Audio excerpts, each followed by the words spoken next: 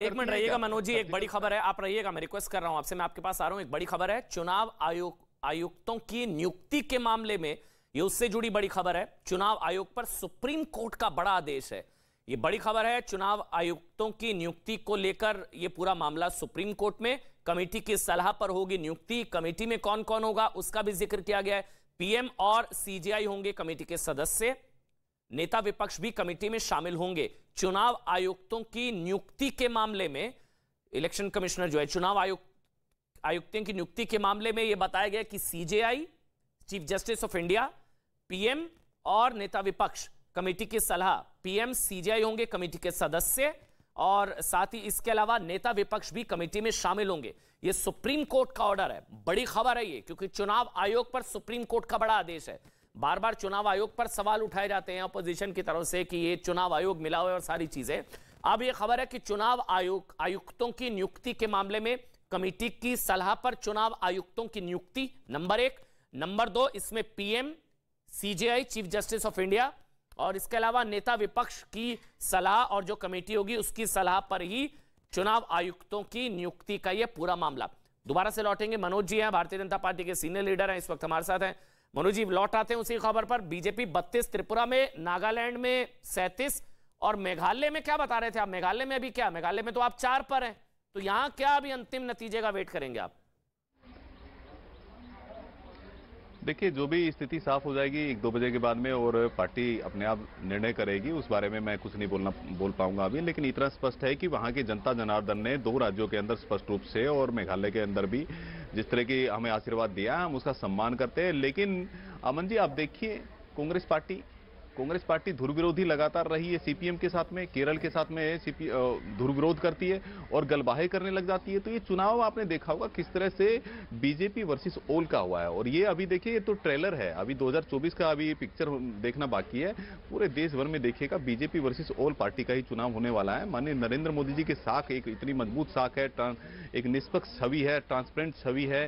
जो 1 रुपया यहां से चलता है तो 1 रुपया भी लोगों के पास पहुंचता है। लोगों के बीच में जनता के सरोकार के जो काम किए जाते हैं, लोगों के काम किए जाते हैं, लोगों के प्रति जो संवेदनशील नीति है, हमारी जो कल्याणकारी नीतियां हैं, उसी का परिणाम है कि लगातार माननीय नरेंद्र मोदी जी के नेतृत्व में हम लोग चुनाव जीत रहे हैं। और गुजरात में तो आपने देखा कि किस तरह से अभूतपूर्व हमारी विजय हुई है और किस तरह से ये लोग नेस्तनाबूद होते चले जा रहे हैं। लेकिन सवाल उठाने वालों से मेरा एक ही सवाल है कि कम से कम संवैधानिक संस्थाओं को बख्श दीजिए, निर्वाचन आयोग को बख्श दीजिए। एक स्वस्थ लोकतंत्र है हमारे यहाँ और विश्व का सबसे बड़ा लोकतंत्र है और पूरा विश्व हमें देखता है, पूरा विश्व हमें देखता है। मनोज जी, मैं आपके पास आ रहा हूं, मेरे साथ यहाँ स्टूडियो में राहुल लाल भी इस वक्त जुड़ चुके हैं।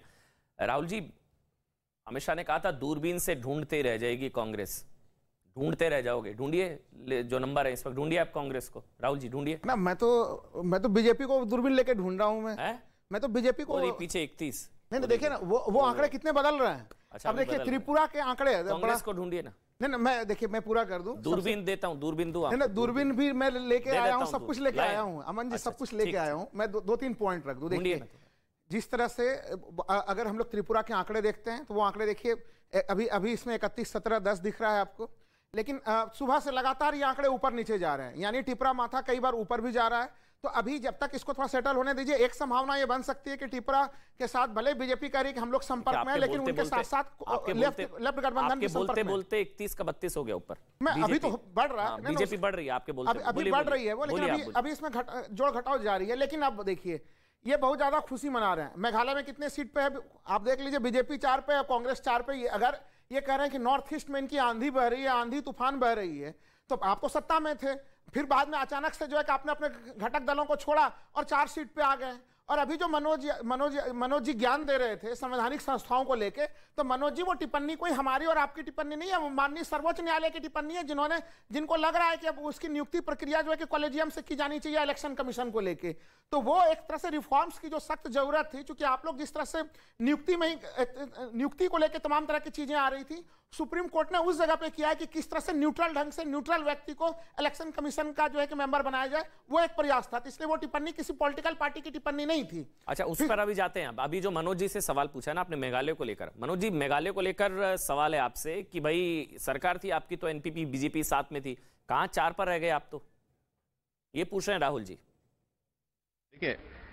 देखिए हमारा चुनाव पूर्व गठबंधन नहीं हुआ, इस बारे में मैं कुछ टिप्पणी नहीं करूंगा। लेकिन कांग्रेस पार्टी से मेरा सवाल है, भाई मैंने सर्वोच्च न्यायालय की टिप्पणी पर कुछ नहीं बोला है। राहुल लाल जी, कम से कम आप पढ़े लिखे, आप राहुल गांधी जैसी बातें तो कम से कम मत किया कीजिए। वो कभी कभी क्या करते हैं कि आलू से सोना उगाने लग जाते हैं, सोने से आलू बनाने लग जाते हैं, वैसा तो कम से कम मत करिए, क्योंकि आप पढ़े लिखे व्यक्ति है। मैंने सर्वोच्च न्यायालय के किसी भी टिप्पणी के ऊपर कोई अपना प्रतिक्रिया नहीं दी है।